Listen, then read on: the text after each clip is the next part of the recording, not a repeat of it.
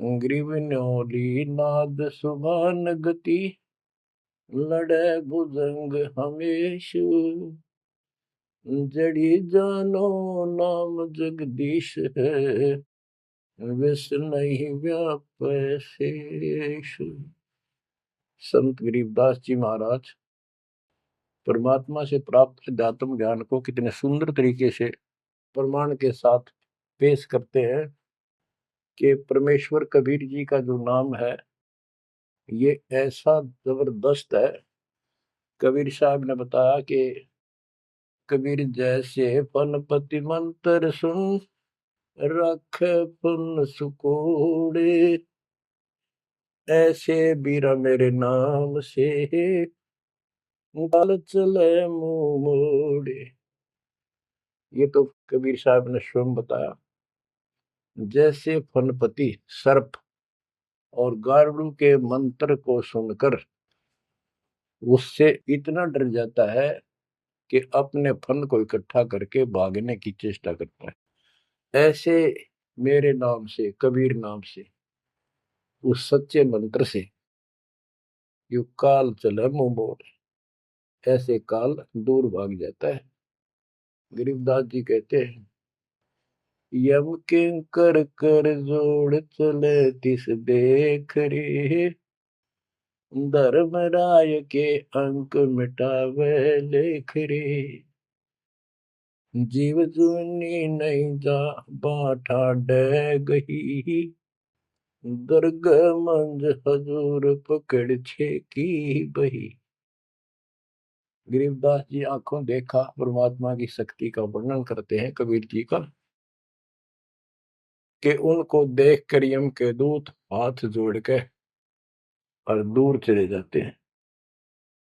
और फिर परमात्मा ने धर्मराज के दरबार में जाके मेरी बही निकाली। बही वो बुक, वो पैड जिस पे अकाउंट लिखा था, और परमात्मा ने कहा ये मुझे दो, ये मेरा भक्त हो गया, इसने मेरी दीक्षा ले ली। वह पैड पाट दी जाता न वहीं पर और फेंक दी कूड़े में। दर्ग मंज हजूर पकड़ छे की बही, जीव जूनी नहीं जा बाठा डे गही। कि कबीर साहब ने जिसकी बाह पकड़ ली, जिसका हाथ पकड़ लिया, जिसको शरण दे दी, वो जीव 184 प्रकार की योनियों में नहीं जाएगा। बाह ठाडे गही, ठाडे ठाडा मीन तगड़े, समर्थ, शक्तिशाली ने हमारी बाह पकड़ ली, हमें शरण दे दी। ठाडे की परिभाषा थोड़ी सी बताता हूँ आपको, क्योंकि बच्चों कोई भी हम प्रसंग सुनते हैं उसके साथ उसका जो लिंक होता है वो कथा का होना अति आवश्यक है, अन्यथा उसका कोई प्रयोजन नहीं रहता। काफी समय पहले की बात है, एक भक्त अब परमात्मा कबीर जी की शरण में था, संत गरीबदास जी के माध्यम से। और पुराने समय में खेती किसानी जो होती थी वो केवल वर्षा पर निर्धारित होती थी, और कोई नहर नूर नहीं थी, ना उसका कोई पानी लगता था। बारिश हो जाती थी कुछ एक क्षेत्र में, तो उसमें किसान अपना उसको संवार के बीज बो दिया करते थे। जमीन ज्यादा हुआ करती थी उस समय। उस भगत की बहन के क्षेत्र में वर्षा होगी, वहां से मैसेज आया कि हमारे यहाँ बारिश हो गई है और सभी खेत एकदम बाने योग्य हो गए, बोने योग्य हो गए हैं, हेल्प के लिए आओ। वो अपने बैल, अपना हल लेकर चला गया, उसको दूसरे खेत में भेज दिया। स्वयं उसका जो जीजा था, बहन का बटेऊ पति, वो अपने बैल लेकर दूसरे खेत में चला गया। जिस खेत में वो भक्त गया, दिन में हल चलाया, दोपहर के समय उस समय रेस्ट देते हैं बैलों को, पेड़ के नीचे चला गया। फिर वहां देखा आसपास एक तालाब थी, छोटी सी तलैया जोड़ी, उसमें कुछ पेड़ पेड़ थे, पानी था। बैलों को पानी पिलाने चला गया तो वहां एक मंडी बनी हुई थी, यादगार सी, छोटी सी चबूतरा सा बना के। उस पे एक बेली गुड़की रखी थी। बेली पहले 5 किलो का कट्ठा ही बना करते, वो विशेषकर चढ़ाने के लिए होता था, भेंट। अपने देवी देवताओं को किसान चढ़ाते थे, बोल देते थे पहले ही।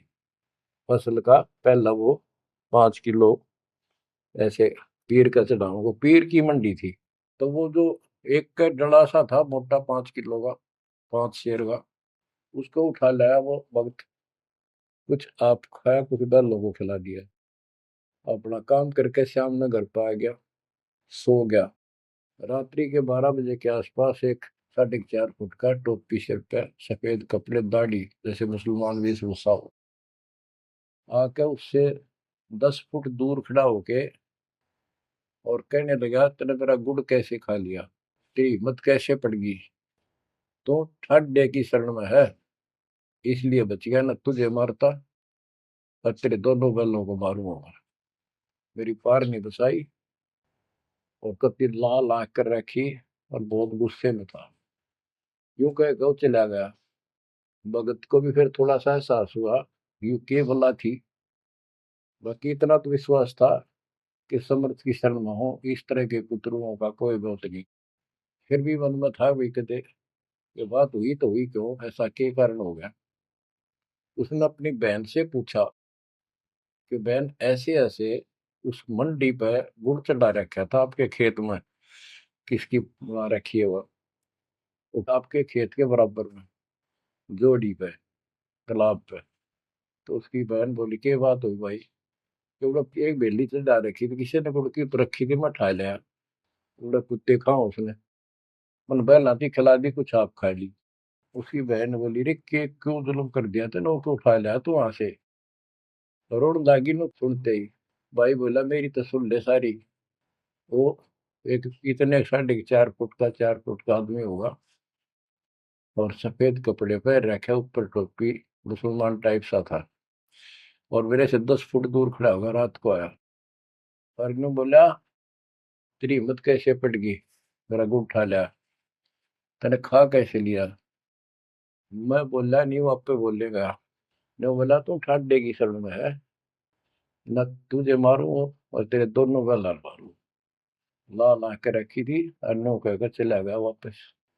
वह भेड़ और फूट फूट कर रोने लगी। बोला, रे तो मेरा काला मुंह कराओ, के जवाब दो, मान न्यू सहरू से तन के वो है गुड़ पाया खाने को।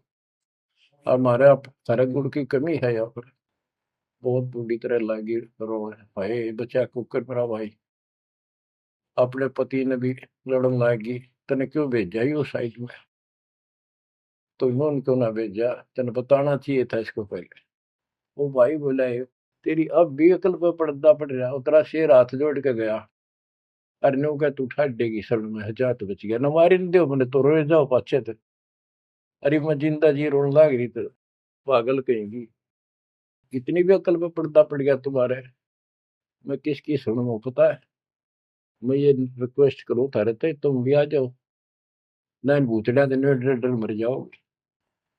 तो बच्चों, यम किंकर कर जोड़ चले तिस देख रे। बच्चों, आत्मा फूट फूट गाती है, चारों युग में संत पुकारे, कूक क्या हम खेल रे, हीरे माणिक मोती बरसैया जग टूटा ढेर रे। ये डड़े चुगड़ की आदत पड़ गई है।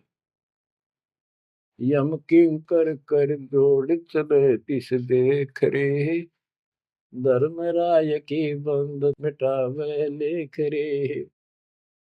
जीव जूनी नहीं जावा ठाडे गही, ठाडे में दर्द मंद हजूर पकड़ छे की वही। सुन मंडल सतलोक अगमपुर धाम है, धन बंदी छोड़ कबीर तुम्हारा नाम है। बच्चों, इस परम पिता के प्रेम में ऐसे गजब के ज्ञान, ऐसे समर्थ की शरण, आत्मा भावुक हो जाती है, रोका नहीं जाता। सो शुक्र मनाते हैं अपने गुरुदेव का, एक निछोड़, हे परम पिता कैसे शरण दिया आपने, कैसा सुंदर राह बता दिया। नहीं अन्य बिरान माटी राखो या भूतड़े, अरे न पूजे भी जाओ और दुर्गति भी जो कि न रहनी थी। और गीता कहती है, भूत पूजोगे भूत पढ़ोगे। परमात्मा की सूक्ष्म वेद की वाणी कहती है, भूत में सो भूत है, देव में सो देव, राम में सो राम है। सुन सकल सुरदेव